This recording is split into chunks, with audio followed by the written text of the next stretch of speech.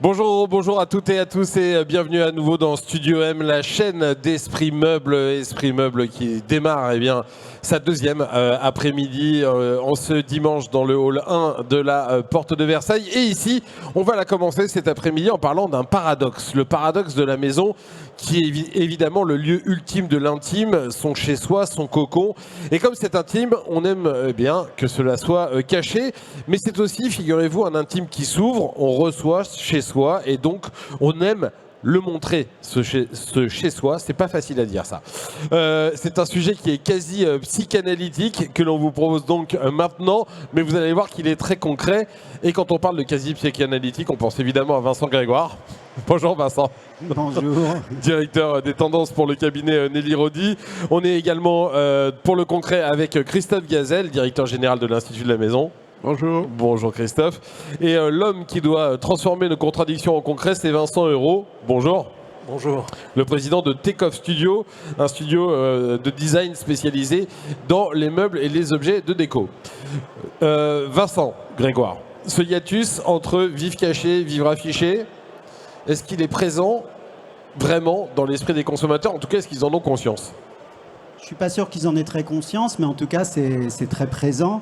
Bon, d'un côté, quand on met le nez dehors, on est face à de l'insécurité, des doutes, de la pollution. On a la trouille, on ne sait pas de quoi demain va être fait. Donc, on a besoin d'espaces de sécurité, d'espaces sécuritaires. Et l'habitat semble représenter cet espace idéalisé.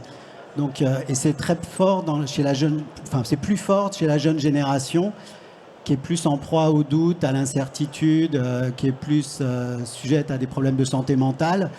Donc la maison, il la voit comme un refuge. Avant, on parlait de cocooning, maintenant on parle de bunkering.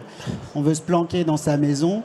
Et à l'intérieur, on veut se libérer, on veut se lâcher, on veut extérioriser ses sentiments, ses projets, montrer sa personnalité, ses idées. Donc c'est un espèce de paradoxe dont on n'est pas forcément conscient, mais qui est symptomatique d'une réalité. Parce que c'est un bunker, mais c'est pas forcément un bunker où on s'isole. Parce qu'un bunker, c'est fait pour s'isoler du monde extérieur. Là, c'est un bunker où on veut bien aussi vivre en société quand même. On bunkerise, on château-fortise, on met des remparts, des ponts-levis, on se sécurise à l'intérieur. Il n'y a jamais eu autant de programmes de sécurité. On vérissure sa maison.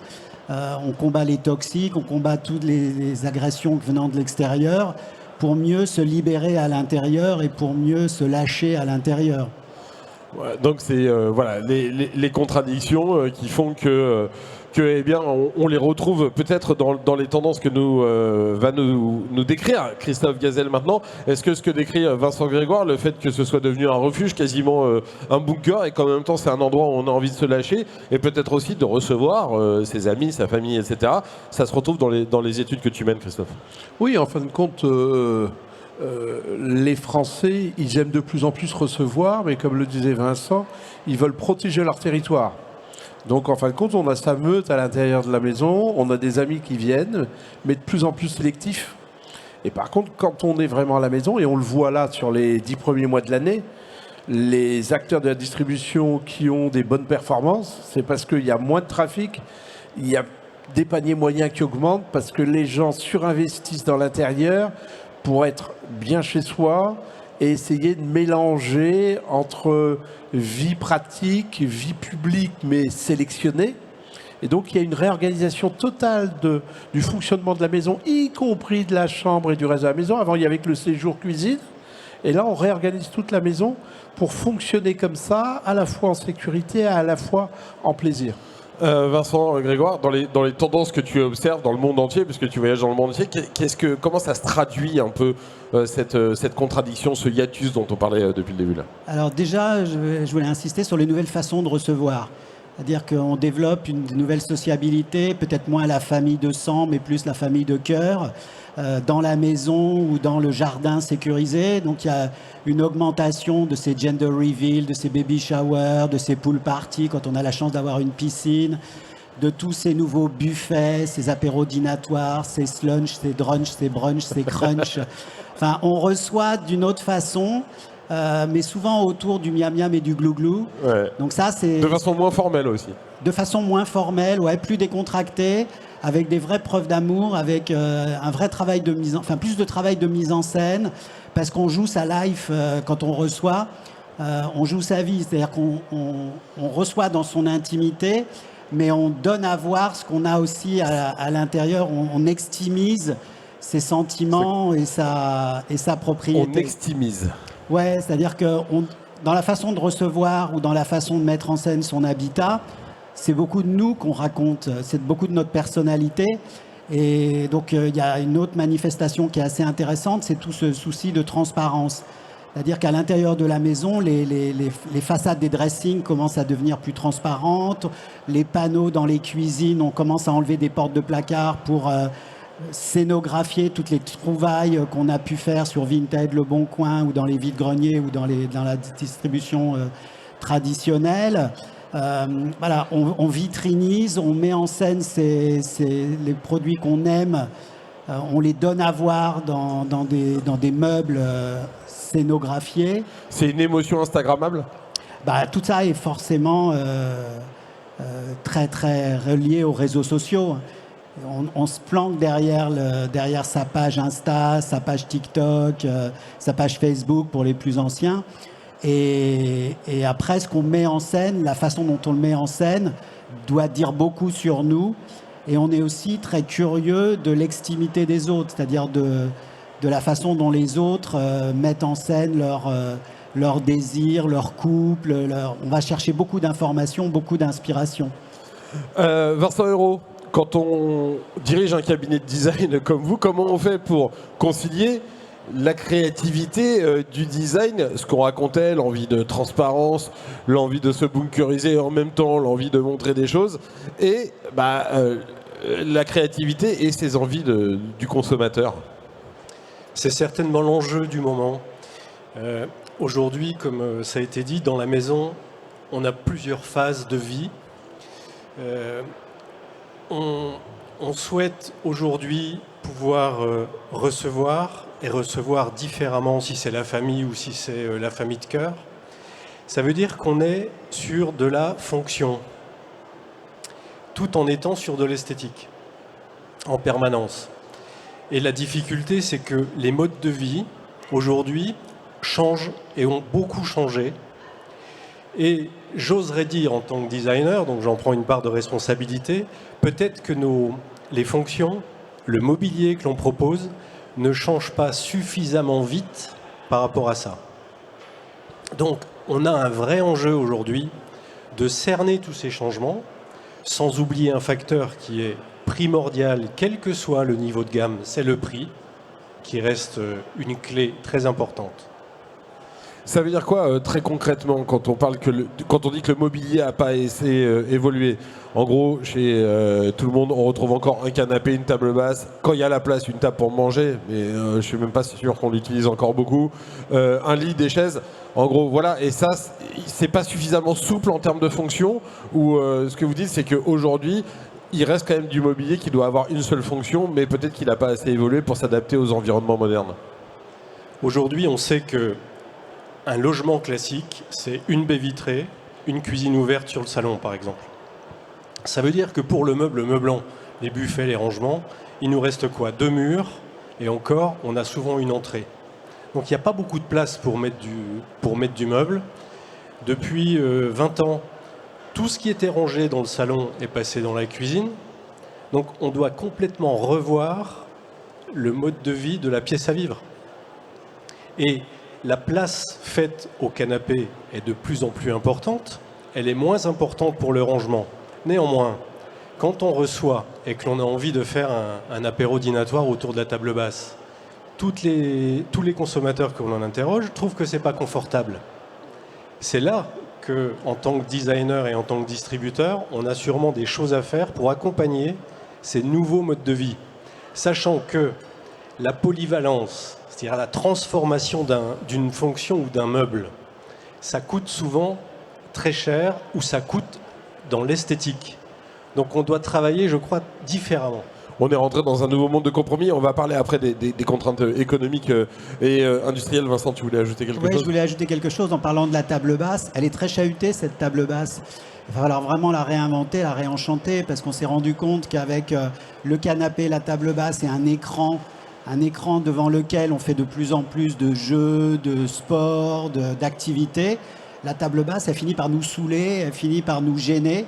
Donc elle n'est plus aussi pratique. Donc il y a un vrai enjeu autour de ce produit, de comment le réinventer, comment le repenser, comment le refonctionnaliser. Et si je peux ajouter, Bien sûr. la table basse aujourd'hui est certainement en droite ligne du canapé, de l'assise, alors qu'elle vient historiquement du meublant. Et puis parfois elle sert de repose-pied, on va pas se mentir. Christophe, on le disait, hein, aujourd'hui les intérieurs ils ont changé. Vincent parlait de la cuisine ouverte. Je crois que tu as des chiffres sur le nombre de cuisines ouvertes chez les Français, sur le nombre d'îlots centrales. Je les ai vus passer dans une de tes études, c'est assez surprenant quand même. Oui, ben en fin de compte, maintenant, quand les Français ils achètent une cuisine, à près de 50%, ils veulent un îlot central, hein, puisque cette pièce, elle s'ouvre.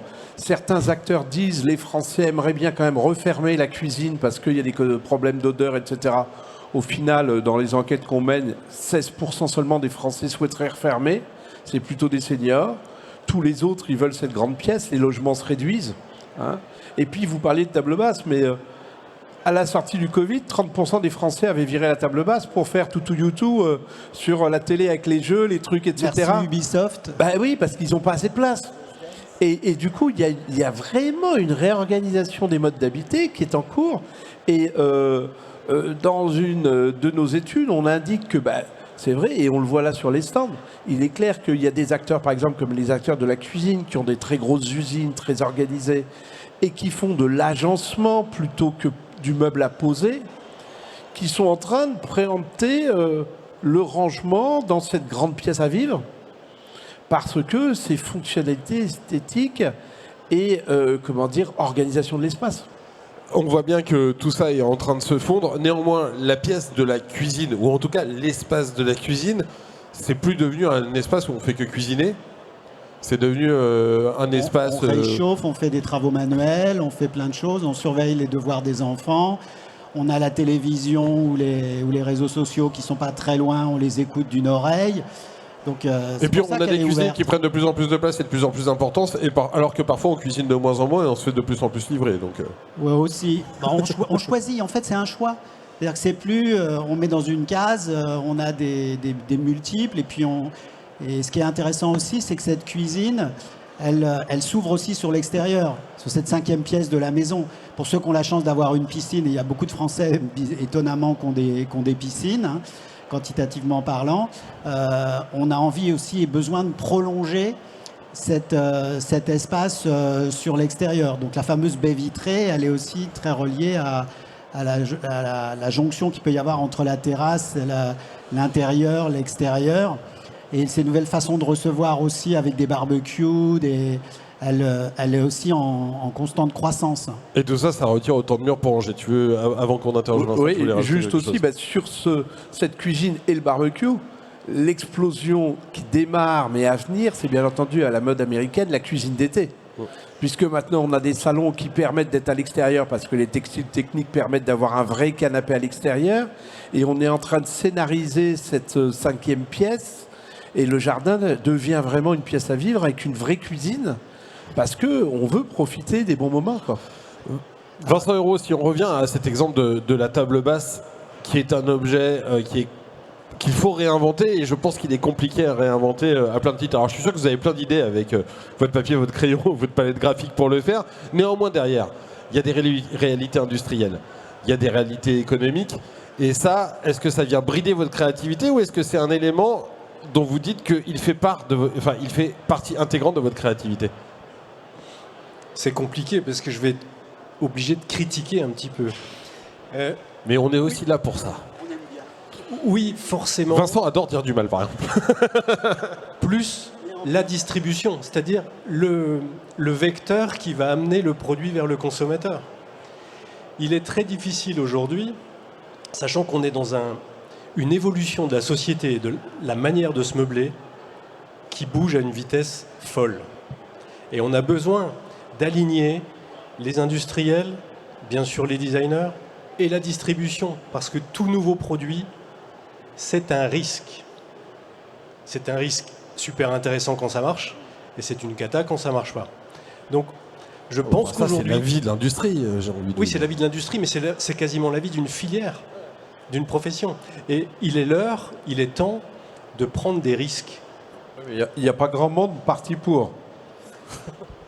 Ah bah on va voir, c'est quoi les risques à prendre? C'est quoi le risque qu'il faudrait prendre? C'est quoi le nouvel objet qu'il faudrait par exemple inventer pour répondre à cette volonté de, j'allais dire modularité, c'est peut-être pas le bon terme, mais... Si on prend la pièce à vivre, je pense qu'une des pistes, c'est d'utiliser la verticalité. C'est-à-dire que chaque Français a une contrainte de place. On nous parle de ranger, ranger, ranger, tout le temps. C'est important d'utiliser la verticalité, puisque aujourd'hui, les Français veulent que ce soit beaucoup plus aéré chez eux. Donc, occuper l'espace par le haut, ça permet de laisser la vue libre. On doit aussi, je pense, travailler conjointement l'assise, que ce soit l'assise haute, la table, l'assise basse, le canapé, avec sa table basse. Et on parle d'une table basse, vous l'imaginez, devant le canapé. Mais pourquoi ne pas aujourd'hui distribuer différentes tables à l'intérieur même d'un canapé? Ça veut dire quoi? Qu'on n'est peut-être plus en canapé droit, mono, référence. On est peut-être sur du composable.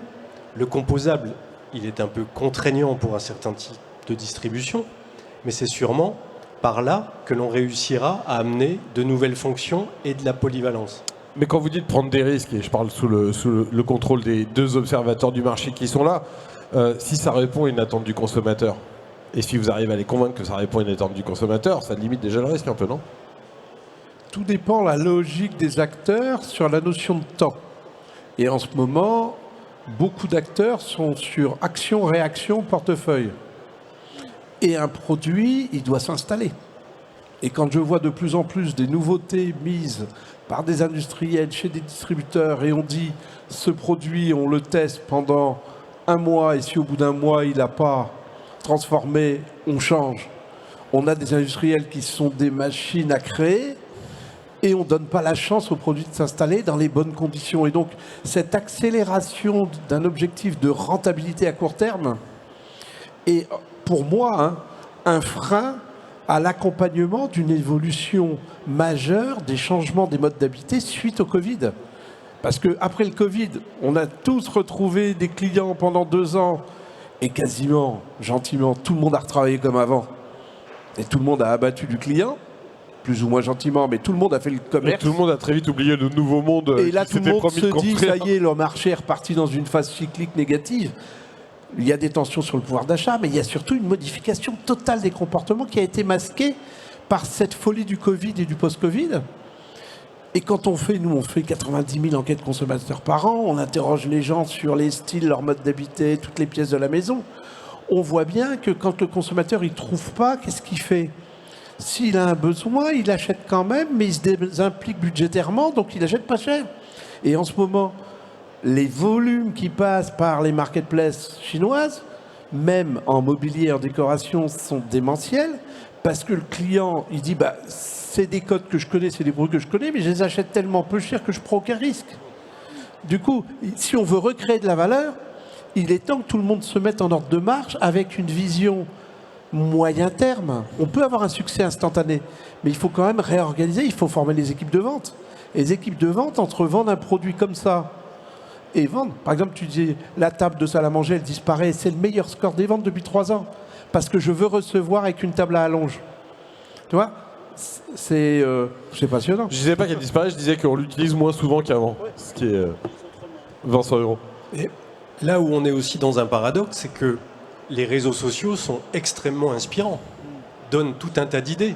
Moi, je me demandais, Vincent, si ça peut pas aussi, à un moment donné, créer un stress négatif chez le consommateur qui dit « moi, je ne serai jamais à la hauteur de ce que je vois sur les réseaux sociaux. Je ne vais pas réussir à faire ça chez moi et je me désimplique. » Ça doit créer du bon stress, c'est-à-dire que ça doit à la fois servir d'inspiration et de tension, mais c'est sûr que ça génère beaucoup de frustration.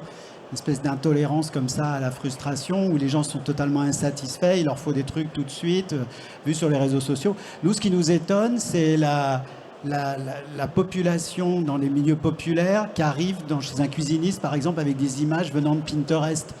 Jamais on n'aurait pensé que c'était une potentielle source d'inspiration. Eh ben non, ils maîtrisent les réseaux sociaux, mais maintenant c'est le baromètre idéal. Donc ils ont une responsabilité, mais on est dans le scroll permanent, donc il faut lancer des idées tout le temps. Donc on accentue les frustrations, on n'arrive pas à stabiliser les choses. Pour terminer, Vincent Hérault, c'est quoi?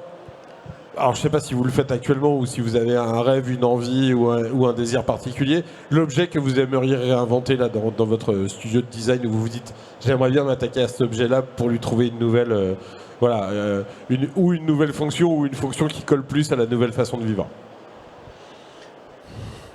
J'ai droit à 2 réponses. Vous avez le droit, allez, je vous en offre même 3 si vous voulez, ça me fait plaisir. C'est mon jour de bonté. Le canapé, parce que je crois vraiment que, et ça ne veut pas dire que ce qu'on voit aujourd'hui n'est pas au niveau, pas du tout, mais c'est la pièce maîtresse de la pièce à vivre, et c'est de là que l'on va faire partir le renouveau de ce qu'on appelait auparavant le meublant. Donc vraiment, c'est comment on travaille le canapé et ce qui va autour du canapé. Et deuxièmement, c'est travailler la verticalité, c'est-à-dire que si on arrive à travailler en vertical, on va travailler un petit peu plus en mètres cubes et on va offrir des nouvelles solutions et certainement des solutions innovantes qui n'ont pas été vues et qui sont pratiques. On le voit dans l'industrie. L'industrie, elle occupe tout en vertical parce que les mètres carrés coûtent cher. La maison, on ne travaille pas le vertical. Est-ce que les consommateurs sont prêts à travailler le vertical? C'est quoi la tendance que toi tu vois émerger, Vincent? Ouais, alors il y a quelque chose, je vais faire un pas de côté, que Vincent a dit, qu'il a amorcé quelque chose que je voulais compléter. C'est sur cette ambiguïté. À la fois, les individus, les Français ont besoin de faire le ménage, de ranger. Il n'y a jamais eu autant d'émissions sur le ménage, sur le rangement, celle où on visualise tout le bordel qu'il y a chez soi dans un entrepôt. Oui, mais ça dans des entrepôts, là, et on mesure l'ampleur du désastre. Et de l'autre côté, les Français qui sont les champions du monde quand ça va mal, de la collection, de la passion collection, et qui n'ont jamais recherché autant de mobilier, d'accessoires pour mettre en scène leur collection de fringues, de sneakers, de petites chouettes, de grenouilles, de petites voitures. Donc on est dans le paradoxe. D'un côté, il faut faire le ménage complet, il faut faire le vide, il faut marie-kondoiser sa maison, garder que l'essentiel, avoir de l'air, de l'espace, de la lumière, faire le vide. Et au bout d'un moment, on panique avec ce vide. Parce mais le vertical, c'est peut-être ça la réponse. On est face à nous-mêmes. Ouais. On a de quoi mettre les collections en hauteur, voilà, et le vide en horizontal. Repenser le vertical, repenser la part affective de ce surplus d'objets qui sont là pour nous rassurer, pour nous sécuriser, pour nous raconter des histoires. Comment mettre en scène nos collections? Moi, c'est ce que je travaillerais sur cette notion de verticalité. La mise en scène, Christophe, pour toi, c'est la clé? Depuis 5 ans, le grand retour des vitrines avec l'éclairage, bon, grâce au LED, etc.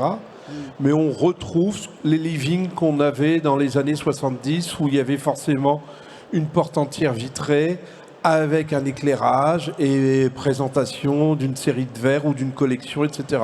Et c'est vrai que dans les ventes, on voit bien que ce côté démonstration des choses qu'on sélectionne et qu'on veut mettre en scène, ça marche super bien. Et là, on n'a pas de problème de prix.